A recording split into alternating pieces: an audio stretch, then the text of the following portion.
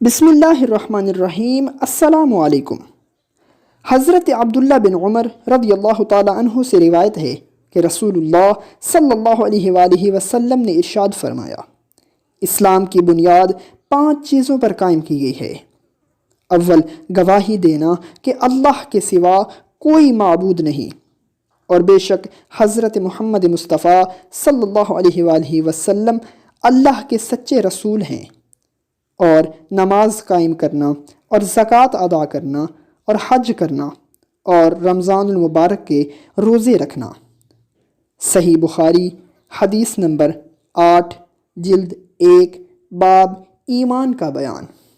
हमारी इस वीडियो को लाइक और शेयर कीजिए, चैनल को सब्सक्राइब कर लें ताकि हमारी आने वाली तमाम वीडियोज़ का नोटिफिकेशन आपके पास बआसानी और बर वक्त पहुँच सके।